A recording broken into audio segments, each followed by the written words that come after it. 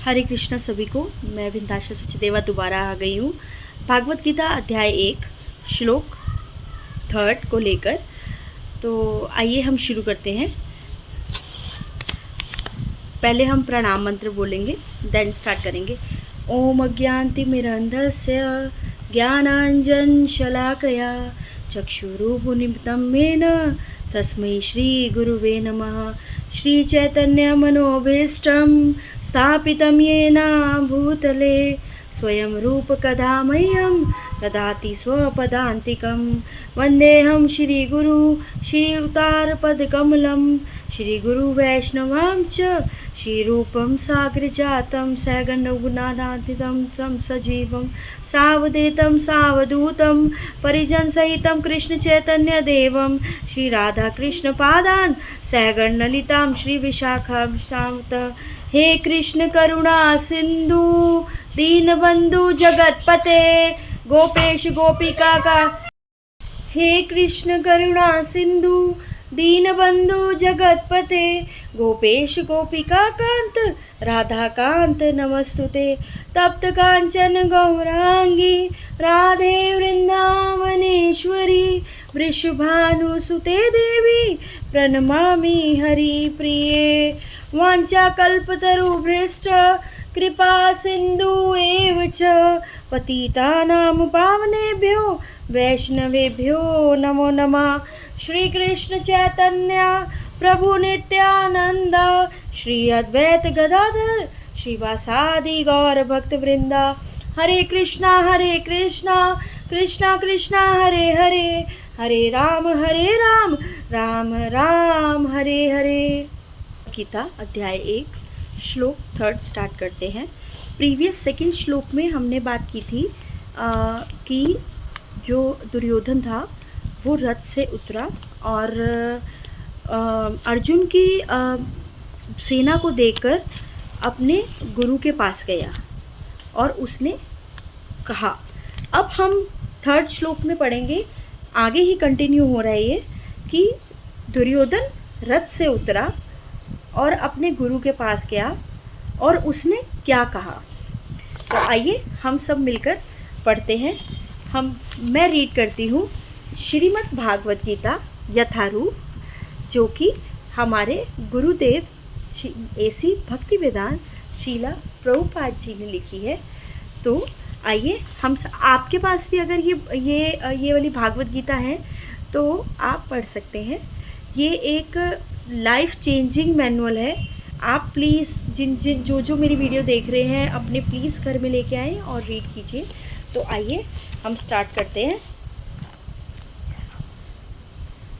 पश्येतां पाण्डुपुत्राणाम् आचार्यमहितं च मुमव्यूनां द्रुपदपुत्रेण तव शेण धीमता।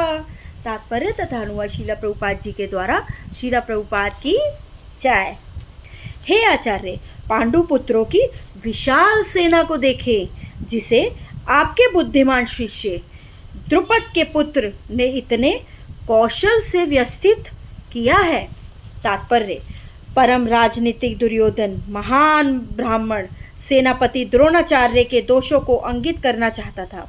अर्जुन की पत्नी द्रौपदी के पिता राजा द्रुपद के साथ द्रोणाचार्य का कुछ राजनीतिक झगड़ा था। इस झगड़े के फलस्वरूप द्रुपद ने एक महान यज्ञ संपन्न किया, जिससे उसे एक ऐसा पुत्र प्राप्त होने का वरदान मिला जो द्रोणाचार्य का वध कर सके। द्रोणाचार्य इसे भली भांति जानता था, किंतु जब द्रुपद का पुत्र धृष्टद्युम्न युद्ध शिक्षा के लिए उसको सौंपा गया तो द्रोणाचार्य को उसे अपने सारे सैनिक रहस्य प्रदान करने में कोई झिझक नहीं हुई। अब धृष्टद्युम्न कुरुक्षेत्र की युद्ध भूमि में पांडवों का पक्ष ले रहा था और उसने द्रोणाचार्य से जो कला सीखी थी उसी के आधार पर उसने यह व्यू रचना की थी। दुर्योधन ने द्रोणाचार्य की इस दुर्बलता की ओर इंगित किया, जिससे वह युद्ध में सजग रहे और समझौता ना करे, जिसके द्वारा वह द्रोणाचार्य को यह भी बताना चाह रहा था कि कहीं वह अपने प्रिय शिष्य पांडवों के प्रति युद्ध में उदारता ना दिखा बैठे। विशेष रूप से अर्जुन उसका अत्यंत प्रिय और तेजस्वी शिष्य था। दुर्योधन ने यह भी चेतावनी दी कि युद्ध में इस प्रकार की उदारता से हार हो सकती है। दुर्योधन ने जब अर्जुन की सेना को देखा तो वो बहुत चक्कर रह गया था, तो वो रथ से उतरते ही अपने गुरु के पास गया, अपने गुरु द्रोणाचार्य के पास गया। द्रोणाचार्य जो थे वो द्रुपद और द्रोणाचार्य के बीच आपसी झगड़ा था। तो द्रुपद का बेटा था धृष्टद्युम्न। तो द्रुपद ने धृष्टद्युम्न को अस्त्र शस्त्र की शिक्षा के लिए द्रोणाचार्य के पास ही भेजा। आई रिपीटेड, द्रुपद और द्रोणाचार्य का आपसी झगड़ा था और द्रुपद जी ने अपने ही बेटे धृष्टद्युम्न को द्रोणाचार्य के पास भेजा और द्रोणाचार्य ने उसको अपने सारे सैनिक रहस्य सिखाए। द्रोणाचार्य ने अपने द्रुपद के साथ निजी गलत सही संबंध नहीं थे उनके, फिर भी उनके बेटे को अपने सारे सैनिक रहस्य सिखाए और उनको ये भी पता था कि अगर मेरा वध हो सकता है तो वो मेरे ही शिष्य धृष्टद्युम्न से हो सकता है। फिर भी द्रोणाचार्य ने अपने सारे अस्त्र शस्त्र की शिक्षा धृष्टद्युम्न को दी। तो दुर्योधन यही कंफर्म कर रहा है कि देखें, आप सेना को देखें और द्रोणाचार्य जो उनके गुरु हैं उनको ताना मार रहा है कि देखे द्रुपद की ये व्यू रचना देखे कि भाई द्रुपद और उसके बेटा जो है धृष्टद्युम्न वो अर्जुन की साइड पे है, तो उनके व्यू रचना को देखो जिनको आपने ही सिखाया है, वो आपके अगेंस्ट खड़े हुए हैं, उनको ताना मार रहा है कि देखें आप उनकी व्यू रचना को देखें, वो उनकी सेना को देखें, उनको बार बार रिमाइंड करा रहा है ताकि वो तरस ना खाएं। तो इससे हमें शिक्षा मिलती है कि हमसे बड़े कोई भी हो, स्पेशली गुरु हो और पेरेंट्स हो, हमें उनको कभी भी ताना नहीं मारना चाहिए। पेरेंट्स हो सकता है, आजकल हाईटेक ज़माना है, आजकल Facebook, Instagram, YouTube, ChatGPT, इन सब गूगल हम सब कर सकते हैं। हमारे बड़े जो हैं उनको इतना ज्ञान नहीं है, लेकिन हमें फिर भी, हमारे बड़े हैं उनको इतना ज्ञान नहीं है, लेकिन उनको एक्सपीरियंस हमसे ज़्यादा है। थ्योरेटिकल नॉलेज हमें ज़रूर होंगी, लेकिन एक्सपीरियंस हमारे बड़ों को ज़्यादा है। तो हमें अपने से बड़ों को, अपने गुरु को कभी भी किसी भी प्रकार का ताना नहीं मारना चाहिए, जो कि दुर्योधन यहाँ पे बहुत बड़ी गलती कर रहा है।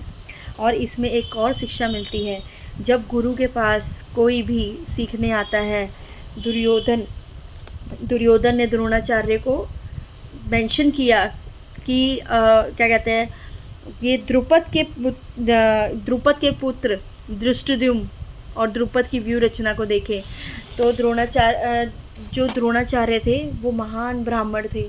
उन्होंने अपने दुश्मन के बेटे को भी मना नहीं किया और उसको भी सारे रहस्य, सारा कुछ सिखाया।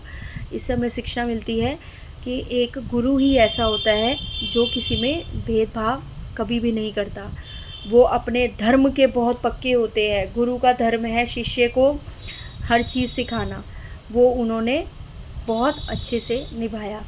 तो हमने इस श्लोक में 2 बातें सीखी।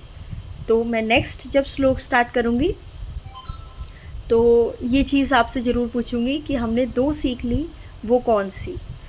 हरे कृष्णा, श्री हरिवंश, राजा रमन वैद। तो ये चीज़ आपसे ज़रूर पूछूंगी कि हमने 2 सीख ली, वो कौन सी। हरे कृष्णा, श्री हरिवंश, राधा रमन लाल की जय।